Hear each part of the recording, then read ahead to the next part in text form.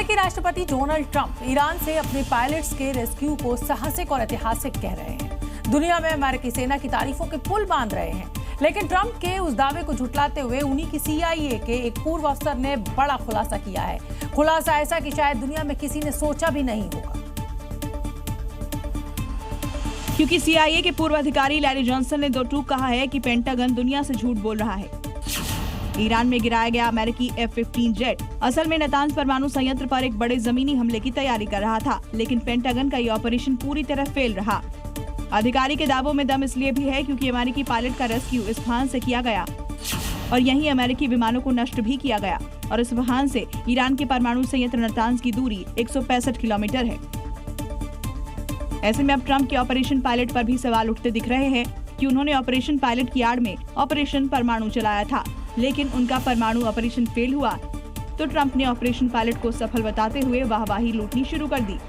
CIA के पूर्व अधिकारी का दावा, नातांज परमाणु साइट से कुछ दूरी पर ऑपरेशन, सबका कनेक्शन ट्रंप के इरादों पर प्रश्न चिन्ह लगा रहा है और अब देखना होगा कि 3.5 घंटे बाद जब ट्रंप मीडिया के सामने आएंगे तो वो ऑपरेशन P पर क्या बोलते हैं। तो अमेरिकी राष्ट्रपति डोनाल्ड ट्रंप कुछ घंटों बाद क्या बोलेंगे, इस पर से तो कुछ पर्दा उसी वक्त हटेगा, लेकिन CIA के पूर्व अधिकारी के बयान के बाद जो सवाल खड़े हो रहे हैं वो बेहद बड़े सवाल हैं। सबसे बड़ा सवाल तो ये है कि ट्रंप का ऑपरेशन P पायलट से जुड़ा था या फिर परमाणु संयंत्र से, क्योंकि इस्फहान से ईरान का नातांज परमाणु संयंत्र करीब 150 किलोमीटर दूर था और अमेरिकी सैनिक वहीं पहुंचना चाहते थे। तो क्या ये ऑपरेशन परमाणु ही था? और अगर ऑपरेशन पायलट था तो इस्फहान में क्या टारगेट किया जा रहा था? वहीं डोनाल्ड ट्रंप ईरान का परमाणु कार्यक्रम शुरू से ही बंद करना चाहते हैं और जब उसमें फेल हुए तो पायलट के रेस्क्यू का ऑपरेशन उन्होंने शुरू कर दिया। ईरान के नातांज परमाणु ठिकाने तक नहीं पहुंच पाए तो पायलट का सफल रेस्क्यू बताकर सच छिपा लिया। सवाल तो कई हैं जिनका जवाब सिर्फ ट्रंप ही दे सकते हैं। अगली खबर का रुख करेंगे। अमेरिका ने ईरान में घुसकर अपने पायलट को सुरक्षित बचा लिया। पायलट को वापस लाने के इस ऑपरेशन में इजरायल की आर्मी का भी बड़ा हाथ है। IDF के कमांडो यूनिट सायरेत मतकल ने रेस्क्यू ऑपरेशन में एक अहम रोल निभाया। अब आपके जहन में सवाल जरूर आ रहा होगा कि आखिर इजरायल की ये सायरेत मतकल है क्या, जिसने ईरान में घुसकर अमेरिकी पायलट को सुरक्षित वापस लाने में मदद की। उसके बारे में बताएंगे, लेकिन पहले ये बताते हैं कि अमेरिकी पायलट के रेस्क्यू ऑपरेशन में इजरायल की 2 कमांडो यूनिट का कितना योगदान रहा। दरअसल इजरायल की सायरेत मतकल और शालदाग ने अमेरिकी पायलट के रेस्क्यू में महत्वपूर्ण भूमिका निभाई। ऑपरेशन के दौरान CIA ने ईरानी सेना को उलझाए रखा, जबकि सायरेत मतकल के कमांडोज उस जगह पर पहुंचे जहां पायलट फंसा हुआ था। करीब 36 घंटे चले रेस्क्यू ऑपरेशन के बाद सभी जोखिम को पार कर मिशन पूरा कर लिया गया। सायरेत मतकल IDF के स्पेशल और प्रमुख फोर्स यूनिट है। इसकी स्थापना साल 1957 में की गई थी। इसमें शामिल होने के लिए कमांडो को कड़ी ट्रेनिंग लेनी होती है। इसका काम दुश्मन के इलाकों से खुफिया जानकारी जुटाना, बंधकों को दुश्मन के चंगुल से छुड़ाना, ये बॉर्डर पार कर जमीन, हवा, समुद्र के रास्ते अटैक करने में माहिर होते हैं। अमेरिकी राष्ट्रपति डोनाल्ड ट्रंप ने एक बार फिर ईरान को धमकी दी है और इस बार धमकी ऐसी है कि ईरान को तबाह करके ही दम लेंगे। लेकिन क्या ट्रंप की इन धमकियों में दम है? क्योंकि वो जब भी इस तरह की धमकी देते हैं, जैसे ही वो वक्त आता है ट्रंप फिर उस डेडलाइन को आगे बढ़ा देते हैं। और अब उन्होंने ईरान को 24 घंटे का अल्टीमेटम दे दिया है। इसके बाद वो ईरान पर सबसे भीषण हमलों का नया दौर शुरू कर सकते हैं। ट्रंप ट्रूथ के जरिए डेडलाइन का समय मंगलवार रात 8 बजे का रख रहे हैं, यानी कि जब अमेरिका में मंगलवार को रात 8 बजेंगे तो भारत के समय के मुताबिक बुधवार सुबह 5:30 बजे वो मियाद पूरी हो जाएगी और इसके बाद ट्रंप ईरान के एनर्जी ठिकानों से लेकर हर बुनियादी ढांचे को टारगेट करेंगे। ट्रंप की इस चेतावनी के बाद ईरान में ना तो डर है और ना ही वो झुकने की बात कह रहा है। वो सिर्फ वार्निंग दे रहा है कि अगर उसके ऊर्जा ठिकानों पर हमला हुआ तो पूरे अरब को नर्क की आग में जला देंगे। तो हो सकता है कि इस जंग का वो फेस खुल जाए जिसके बाद दुनिया में तबाही ही तबाही दिखेगी। ईरान का सुप्रीम लीडर बनने के बाद से मुश्तबा खामनेई किसी के सामने नहीं आए हैं, लेकिन जंग के बीच उनकी पोस्ट और संदेश जरूर सामने आ रहे हैं। अब ईरान ने मुश्तबा खामनेई का AI वीडियो भी जारी किया है, जिसमें ऐसा कुछ है जो शायद इजरायल की टेंशन जरूर बढ़ाएगा। क्योंकि जिस सीक्रेट रूम में मुश्तबा खामनेई को जाते हुए दिखाया गया, उस सेना के सीक्रेट रूम में प्रोजेक्टर पर इजरायल का डिमोना न्यूक्लियर प्लांट का मैप दिख रहा है।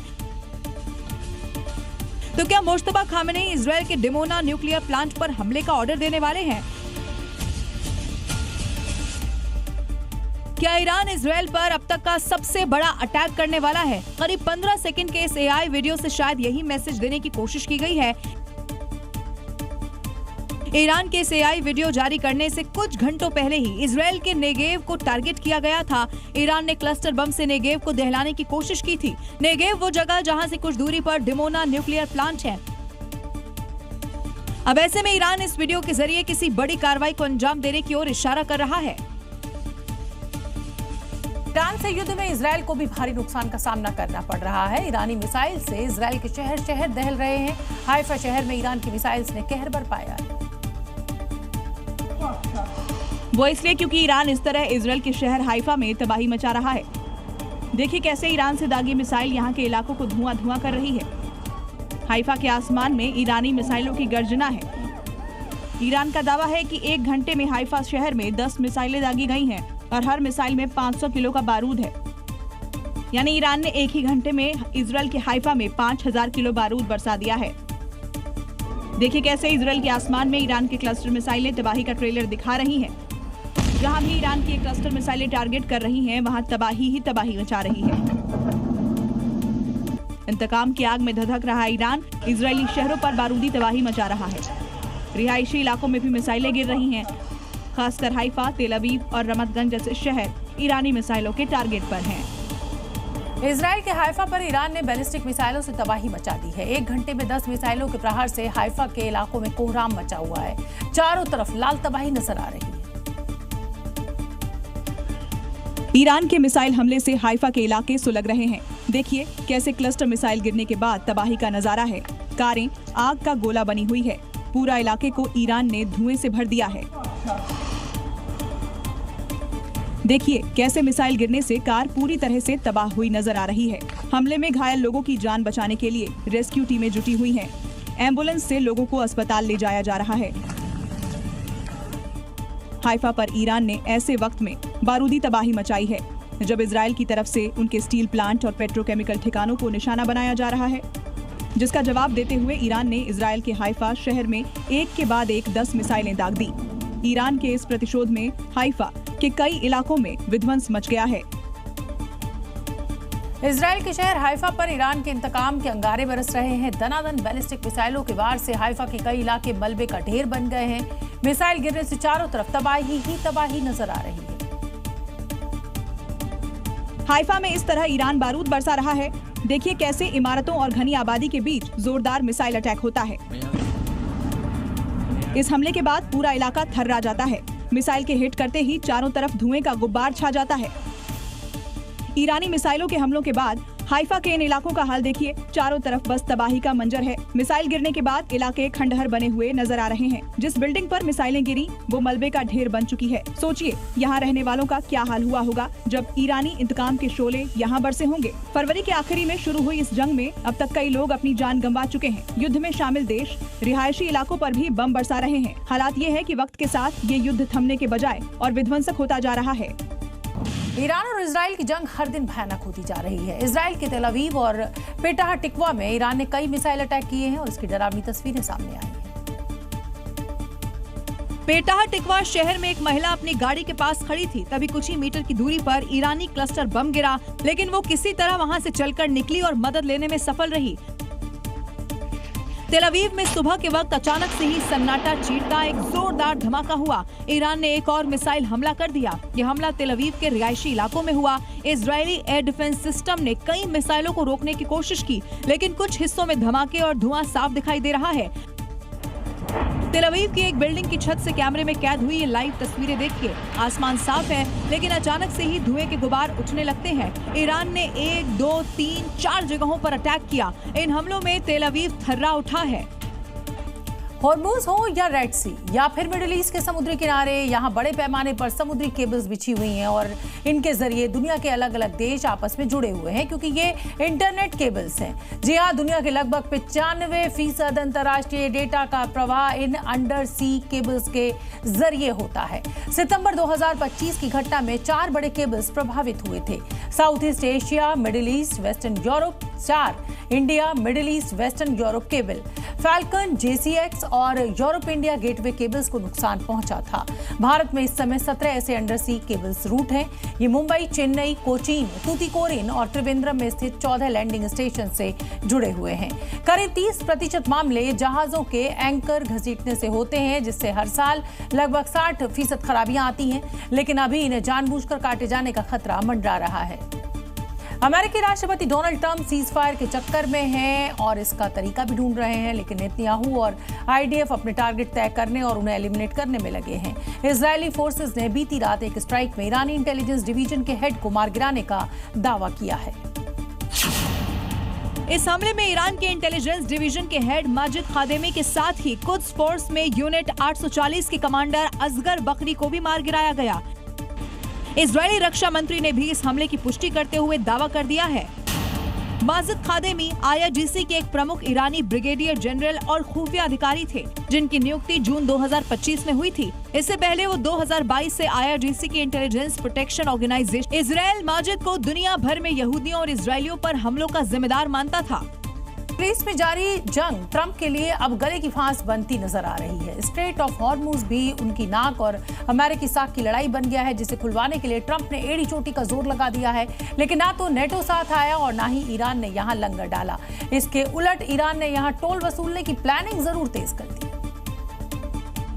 जिसका मतलब है हॉर्मुज में होने वाले धमाके जल्द बंद हो सकते हैं। ईरान ने पहले भी ऐसे संकेत देने शुरू कर दिए थे, लेकिन अब राष्ट्रपति भवन ने भी इसकी पुष्टि कर दी है। दरअसल राष्ट्रपति के सलाहकार मेहदी तबताबाई ने ट्रंप का नाम लिए बगैर उनकी तीखी आलोचना की है। घोर हताशा और क्रोध में आकर उसने अपशब्दों और उद्गारों का सहारा लिया है। इस मूर्ख धूर्त ने अपने पागलपन में इस क्षेत्र में एक पूर्ण युद्ध छेड़ दिया है और अब भी अपनी शेखी बघार रहा है। लेकिन पोस्ट का अगला हिस्सा हॉर्मुज पर उम्मीद जगा रहा है। हॉर्मुज जल डमरू मध्य तभी खुलेगा जब एक नई कानूनी व्यवस्था के तहत थोपे गए युद्ध से हुए नुकसान की भरपाई ट्रांजिट टोल रेवेन्यू के एक हिस्से से पूरी तरह से कर दी जाएगी। इसके साथ ही ईरान ने हॉर्मुज स्ट्रेट की ताज़ा तस्वीरें भी जारी की, लेकिन साथ ही अमेरिका और इजरायल को धमकी भी दी गई कि वो यहाँ से दूर रहें। मिडिल ईस्ट में जारी अमेरिकी ईरान युद्ध में हॉर्मुज को लेकर तो तनातनी बरकरार है ही। यहां ईरान की ओर से नेवल माइंस बिछे होने की आशंका जताई जा रही है, लेकिन अब एक और खतरा यहां मंडरा रहा है और वो है समुद्र में बिछाई गई इंटरनेट केबल, जिसे लेकर ईरान ने एक बड़ी चेतावनी दी है। जिसका मतलब है ऊर्जा संकट के साथ साथ पूरी दुनिया में सूचना का संकट। दरअसल बीते कई मौकों पर ईरान की तरफ से अमेरिकी टेक जायंट्स को निशाना बनाने की धमकी दी जाती रही है। इससे पहले हुती विद्रोहियों ने भी रेड सी में मौजूद अंडर सी कम्युनिकेशन केबल्स को काटने की धमकी दी थी। इस वजह से अब इन केबल्स पर संभावित हमले की आशंका से इनकार नहीं किया जा सकता। हालांकि अंडर सी केबल्स का कटना बेहद आम है, जो कि समुद्री जहाजों की वजह से अक्सर कटते रहते हैं। लेकिन मौजूदा तनाव में ईरान और उसके प्रॉक्सी यदि जानबूझकर ऐसा करते हैं तो ये एक बड़ी समस्या बन जाएगी और इंटरनेट ब्लैकआउट जैसी स्थिति महीनों बनी रह सकती है, क्योंकि ये किस जगह और कैसे काटे जाएंगे इसकी जानकारी किसी को नहीं होगी। उत्तराखंड में अवैध अतिक्रमण के खिलाफ कार्रवाई तेज होती जा रही है। प्रशासन ने ऊधम सिंह नगर में बुलडोजर अभियान चलाकर सरकारी वन भूमि पर बनी 2 अवैध मजारों को ध्वस्त कर दिया है। ऊधम सिंह नगर में वन विभाग की जमीन पर अवैध अतिक्रमण किया गया था। इसे जड़ से उखाड़ फेंकने का जिम्मा पीले पंजे को सौंपा गया और जब आप देर रात सो रहे थे तब धुरंधर अपने काम पर लग गया और 2 अवैध मजारों पर ऐसा प्रहार किया, उसे जड़ से हटा दिया गया।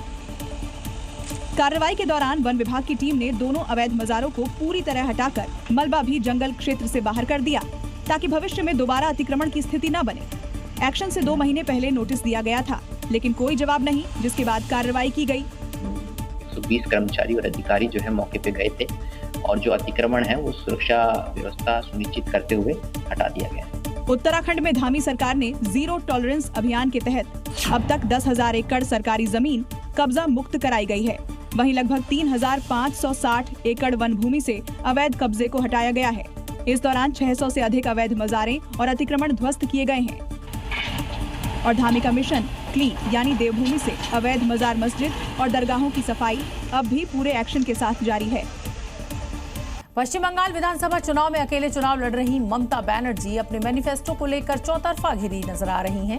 बीजेपी तो लगातार उसे तुष्टीकरण वाला घोषणा पत्र ही कह रही है। ओवैसी ने भी इसके उर्दू नाम को लेकर सवाल खड़े कर दिए हैं और टीएमसी का ये मैनिफेस्टो विरोधियों के लिए चुनावी मुद्दा बन गया है। हालांकि ममता बनर्जी मजबूती के साथ अपने विरोधियों का जवाब दे रही हैं।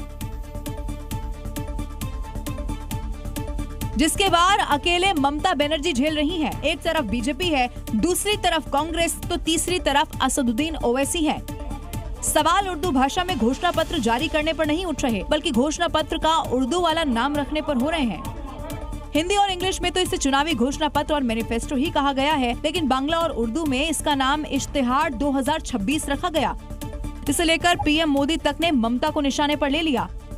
1905 में मजहबी ताकतों ने बंगाल में लाल इश्तिहार जारी किया था। उसके बाद हिंदुओं का नरसंहार किया गया। टीएमसी हमें उसी की याद दिलाना चाहती है। यहाँ तक कि ओवैसी भी पीछे नहीं रहे। अब आप उर्दू में जारी कर रहे हैं। आप बताइए, 29% आबादी है मुसलमानों की, वहाँ सिर्फ 7% गवर्नमेंट एम्प्लॉयमेंट में है। सबसे ज्यादा स्कूल ड्रॉप आउट मुसलमानों का है। अब ये टीएमसी की रणनीति थी या गलती, इस नाम पर तकरार जोरदार हो रही है। असम विधानसभा चुनाव में बीजेपी घुसपैठ का मुद्दा जोर शोर से उठा ही रही है। मुख्यमंत्री हेमंत बिस्वा शर्मा ने गौरव गोगोई और उनकी पत्नी की पाकिस्तान की यात्रा का मुद्दा उठाकर कांग्रेस को बैकफुट पर डालने की कोशिश की है, लेकिन अब कांग्रेस ने हेमंता की पत्नी रिंकी शर्मा के 3 पासपोर्ट्स का मुद्दा जोर शोर से उठाया है और जवाबी हमला बोला है। यानी असम विधानसभा चुनाव में सिर्फ हेमंता शर्मा और गौरव गोगोई ही आमने सामने नहीं है, बल्कि दोनों की पत्नियां रिंकी भुइया शर्मा और एलिजाबेथ कॉलबर्न भी चुनावी मुद्दा हो गई हैं। दरअसल बीते कई महीनों से हेमंता गौरव और कांग्रेस को पाकिस्तान प्रेमी बता रहे थे, जिसके जवाब में कांग्रेस ने हेमंता को घेर लिया। इस मुख्यमंत्री की पूरी राजनीति मुसलमानों के खिलाफ नफरत पर आधारित हो। उसकी अपनी पत्नी 2 मुस्लिम देशों के पासपोर्ट रखती हो। लेकिन हेमंता समेत पूरी बीजेपी ने जारी किए गए इस पासपोर्ट की सारी गलतियां सामने रख दी हैं। मैं যদি রিনিকির নাম তো লিখো, मैं SA লিখো, কারণ মইও SA লিখো, কিন্তু রিনিকির সব ডকুমেন্টসত পাব SH। তাই বার্থ সার্টিফিকেট, पासपोर्ट, वीसा। अब किसका दावा सही है, किसका फेक, ये तो वो ही जाने। लेकिन असम का चुनाव मियां बनाम मियां से बीवी बनाम बीवी जरूर हो चुका है। उत्तर प्रदेश में अपराधियों पर जीरो टॉलरेंस वाला हंटर चलता है, यानी अपराध किया तो अगले चौराहे पर हिसाब हो जाता है। यूपी से अपराध खत्म करने के संकल्प को मुख्यमंत्री योगी आदित्यनाथ ने फिर दोहराया है। उन्होंने कहा कि यूपी की धरती पर गुंडों और माफिया को पनपने नहीं देंगे। ये दंगे, फसाद, कर्फ्यू, गुंडागर्दी, अराजकता, लूट खसोट उसके दिन लद गए हैं और हमने तय किया है कि जीरो टॉलरेंस की नीति इन पे लगातार बनी रहेगी। सीएम योगी की ये आखिरी वार्निंग उन अपराधियों के लिए है जिन्होंने अब तक अपराध का रास्ता नहीं छोड़ा। किसी भी गुंडे को और किसी भी माफिया को उत्तर प्रदेश की धरती में पनपने नहीं देंगे, और अगर उसने पनपने का दुस्साहस किया तो उसकी जहां जगह होगी वहां उसको जरूर पहुंचाएंगे। योगी का मैसेज एकदम लाउड एंड क्लियर है। अपराध किया तो अगले चौराहे पर यमराज का मिलना तय है। योगी राज के 8 साल में 16,284 एनकाउंटर हुए हैं। 266 खूंखार अपराधी मुठभेड़ में ढेर हो चुके हैं। 10,990 अपराधी मुठभेड़ में जख्मी हुए, जबकि 31,960 अपराधियों को गिरफ्तार कर जेल भेज दिया गया। जबकि अपराधियों और माफियाओं के अवैध रूप से अर्जित करीब 14,569 करोड़ रुपए की संपत्तियां जब्त या फिर कुर्क की जा चुकी हैं। पाकिस्तान के आतंकी संगठन भारत के खिलाफ साजिश रचने में जुटे हैं। यूपी से गिरफ्तार 4 आतंकवादियों से पूछताछ में कई खुलासे हुए हैं। उधर सुरक्षा एजेंसियों ने पाकिस्तान के आतंकी संगठन जैश की टॉय बम वाली साजिश को एक्सपोज कर दिया है। उत्तर प्रदेश से महाराष्ट्र ये वो आतंकी मोहरे हैं जो कि पाकिस्तान के इशारे पर दिल्ली को दहलाने की साजिश रच रहे थे। इनकी गिरफ्तारी से न सिर्फ मुनीर के मंसूबे फेल हुए, वहीं इनका एक एक कबूलनामा पाकिस्तानी साजिश बेनकाब कर रहा है। उत्तर प्रदेश में गिरफ्तार इन संदिग्धों से पूछताछ में मालूम हुआ है कि इन्हें पाकिस्तान से ऑफर मिला था, जिसमें कहा गया था कि ये जितनी दहशत फैलाएंगे उन्हें उतने पैसे मिलेंगे। यहाँ तक कि आतंकी वारदात की रिहर्सल करने के लिए भी इन्हें पैसे दिए गए थे। इनका हैंडलर आकिब खान बताया जा रहा है, जिसे कभी बिजनौर पुलिस ने AK-47 मामले में क्लीन चिट दे दी थी। आकिब की फोटो में दिख रही AK-47 को खिलौना बताया था, जिस पर अब तत्कालीन SHO को सस्पेंड कर दिया गया है। उधर मुंबई में जेट्स से जुड़े हुए 2 संदिग्ध की गिरफ्तारी के बाद बड़ा खुलासा हुआ। बताया जा रहा है कि ये दिल्ली में टॉय कार से ब्लास्ट की प्लानिंग कर रहे थे। इनका इरादा भीड़ भाड़ वाले इलाकों में बड़ा हमला कर नुकसान करने का था। हैदराबाद में पुलिस कानून व्यवस्था बनाए रखने के लिए एक अभियान चला रही है और रात के वक्त जो लोग चौक चौराहों या फिर गली के नुक्कड़ पर बिना किसी वजह के खड़े रहते हैं, उन्हें कानून में रहने की हिदायत दे रही है। किसी को दौड़ाकर पकड़ा जा रहा है तो किसी का बाइक से पीछा किया जा रहा है, तो कभी होटल और लॉन्ज की तलाशी ली जा रही है। ये सब इसीलिए किया जा रहा है क्योंकि पुलिस शहर में कानून व्यवस्था कायम रहे, और जो कानून और पुलिस को हल्के में ले रहा है या ऐसी सोच रखता है, पुलिस ने इस ड्राइव के तहत उसको सख्त संदेश भी दे दिया है। पुलिस रात में गश्त कर रही है। जो भी कोई बिना किसी वजह के रात में घूमता दिखाई दे रहा है, उसे पकड़ रही है, पूछताछ कर रही है और उन लोगों को चेतावनी देने के बाद जाने भी दे रही है। पुलिस ने ये मिशन चबूतरा हैदराबाद के कई इलाकों में चलाया। लोगों को समझाकर घर में रहने को कहा। मिशन चबूतरा के तहत कई बदमाशों की भी पहचान हुई, तो कई ऐसे भी थे जिनको कड़ी कार्रवाई की चेतावनी दी गई। उत्तर प्रदेश में एक बार फिर उत्तर प्रदेश पुलिस का एक्शन नजर आया है। इस बार निशाना बने हैं वो भूमाफिया जिन्होंने दशकों से भगवान के घर पर भी ताला जड़ रखा था। हापुड़ में करीब 45 सालों से बंद पड़े भैरव मंदिर के कपाट प्रशासन ने चंद घंटों में ही खुलवा दिए। सबसे पहले मंदिर का ताला तोड़ा गया और लोगों ने मंदिर में प्रवेश किया, जिससे श्रद्धालुओं में खुशी की लहर दौड़ गई। इसी पावन स्थल पर स्थित सैकड़ों साल पुराने काल भैरव मंदिर पर कुछ प्रभावशाली लोगों ने अवैध कब्जा कर रखा था। मंदिर के कपाट सालों से बंद थे और वहां स्थापित मूर्तियां भी विस्थापित कर दी गई थी। ये कार्रवाई केवल अतिक्रमण हटाने तक सीमित नहीं रहेगी, बल्कि पूरे क्षेत्र का समुचित विकास किया जाएगा। उन्हीं विकास कार्यों का जायजा लेने के लिए आया था और हमने फिर जो अतिक्रमण था उसको भी हटवाया। ये जो मंदिर है उस पे जो ताला जड़ा गया था उसको खोलकर पुनः काल भैरव की मूर्ति का पूरे विधि विधान अनुष्ठान के साथ शीघ्र ही पुनः स्थापना की जाएगी। प्रशासन के इस एक्शन से भूमाफियाओं में हड़कंप मच गया है। जिलाधिकारी ने साफ कर दिया है कि केवल कब्जा हटाना ही मकसद नहीं है, बल्कि इस पूरे इलाके को एक भव्य टेम्पल कॉम्प्लेक्स के रूप में विकसित किया जाएगा। का पंचमहल बीते दिन एक भीषण अग्निकांड की वजह से दहल उठा। यहाँ एक स्क्रैप गोदाम में भड़की छोटी सी चिंगारी देखते ही देखते विकराल हो गई और इसने कुछ ही देर में पूरे गोदाम को अपनी चपेट में ले लिया। आग के विशाल लपटों के साथ ही धुएं का उठता गुबार इलाके में दहशत पैदा कर रहा था। आग लगने के बाद वहां लोगों ने अपने स्तर पर आग बुझाने का प्रयास भी किया, लेकिन कपड़े और नायलॉन के सामान की मौजूदगी के चलते आग तेजी से फैलने लगी और फिर पूरे कारखाने को अपनी चपेट में ले लिया। जिसके बाद प्रशासन ने मौके पर मोर्चा संभाला और लोगों को हादसे वाली जगह से दूर रहने के निर्देश दिए जाने लगे। आग पर काबू पाने के लिए 12 से ज्यादा दमकल गाड़ियों को मौके पर भेजा गया। आग की लपटें और गर्मी की वजह से हादसे वाली जगह तक जाने में फायर ब्रिगेड कर्मियों की हालत बहुत ज्यादा खराब हो रही थी। काफी मशक्कत के बाद आखिरकार आग पर काबू पाया जा सका। आग लगने के कारणों का फिलहाल पता नहीं चल पाया और न ही इस हादसे की वजह से होने वाले नुकसान का, लेकिन इलाके में एक के बाद एक हो रहे अग्निकांड प्रशासन की अब चिंता बढ़ा रहे हैं। उत्तर प्रदेश के मुजफ्फरनगर में चोरी का मामला सामने आया है। यहाँ बुर्का पहनी महिलाओं ने एक दुकान को निशाना बनाया और आर्टिफिशियल ज्वेलरी पर हाथ साफ कर दिया। उनकी एक करतूत दुकान में लगे सीसीटीवी में कैद हो गई। वीडियो में देखिए कैसे गैंग बनाकर आई महिलाएं दुकान को चारों तरफ से घेरे हुए खड़ी हैं। दुकानदार सामान दिखाने में बिजी है। अब इसी दौरान एक बुर्का पहने महिला मौका पाकर ज्वेलरी का एक डब्बा उठाकर बुर्के के अंदर छिपा लेती है और फिर दुकान के बाहर जाकर खड़ी हो जाती है।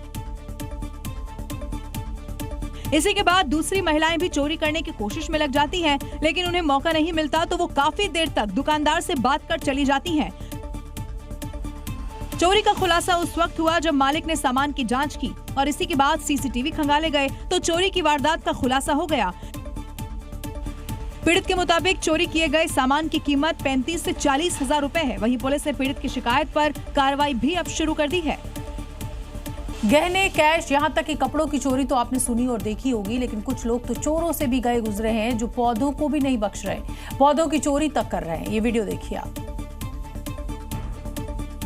पौधे चोरी का एक ऐसा ही वीडियो सामने आ गया है जिसमें महिला घर के बाहर लगे पौधों को उखाड़ कर ले जा रही है। पौधे चोर इस मैडम को नहीं पता कि इनकी ये हरकत तीसरी आंख देख रही है। देखो कैसे सीसीटीवी में इस पौधे चोर मैडम की करतूत कैद हो गई है। मैडम तो इतनी शातिर हैं कि चोरी पकड़ी ना जाए उसके लिए मुंह ही ढक लेती हैं, फिर पौधों को उखाड़ने के लिए पूरा जोर लगा देती हैं। हालांकि इस चोरी में मोहतरमा इतनी मशगूल हो गई कि ये भूल गई कि उनका नकाब उतर चुका है और चेहरा कैमरे में कैद हो गया है। चंद सेकंड में पौधे चोरी कर मैडम तो रफू चक्कर हो गई। उसके बाद एक और महिला आई और वो भी बहती गंगा में हाथ साफ कर गई। उत्तर प्रदेश के बाराबंकी में उस समय हाई वोल्टेज ड्रामा देखने को मिला जब एक युवक फिल्म शोले के वीरू की तरह मोबाइल टावर पर चढ़ गया और उसे नीचे उतरने से इनकार कर दिया। घंटों तक ये ड्रामा वहां पर चलता रहा। वीडियो देखिए, नजारा बिल्कुल फिल्मी, जैसे शोले का वीरू टंकी पर चढ़ गया हो। नितिन नाम का ये युवक टावर के ऊपर बैठकर रोते हुए बार बार कहता रहा, जब तक लड़की नहीं आएगी मैं नीचे नहीं उतरूंगा। जैसे ही लोगों ने युवक को टावर पर चढ़ा देखा तो इलाके में हड़कंप मच गया, नीचे भीड़ जमा हो गई। घटना की जानकारी मिलते ही पुलिस भी मौके पर पहुंच गई, फायर ब्रिगेड भी आई। युवक को पुलिस ने कई बार समझाने की कोशिश की लेकिन वो अपनी जिद पर अड़ा रहा। दरअसल मामला प्रेम प्रसंग से जुड़ा है। काफी देर बाद पुलिस ने युवक को नीचे उतारा, लेकिन फिल्म स्टाइल में ड्रामा हकीकत में बड़ा खतरा बन सकता है, इसलिए आप कभी भी ऐसी बेवकूफी ना करें। ज्वेलरी शॉप में चोरी का एक ऐसा वीडियो वायरल हो रहा है जिसमें चोर से ज्यादा चर्चा दुकानदार की रफ्तार की हो रही है। पूरी घटना सीसीटीवी में कैद हुई है जो अब खूब वायरल हो रही है। सीसीटीवी में दिखाई दे रहा है कि ज्वेलरी शॉप पर दुकानदार फोन पर बात कर रहा है और सामने ग्राहक बैठा हुआ है। सब कुछ नॉर्मल सा था, लेकिन अचानक ग्राहक झट से डिस्प्ले पर रखे बॉक्स से कुछ उठाता है और तेजी से बाहर भाग जाता है। लेकिन दुकानदार अभी भी वहीं खड़ा है, फोन पर बात कर रहा है जैसे कुछ हुआ ही नहीं। फिर धीरे धीरे बाहर की तरफ निकलता है। कुछ सेकंड बाद दुकानदार को समझ आता है और वो बाहर भागता है, लेकिन तब तक तो ग्राहक बनकर आया चोर काफी दूर निकल चुका होगा। सोशल मीडिया पर ये वीडियो काफी वायरल हो रहा है क्योंकि चोरी तो कुछ सेकंड में हो गई, लेकिन रिएक्शन में देरी चर्चा का विषय बन गया।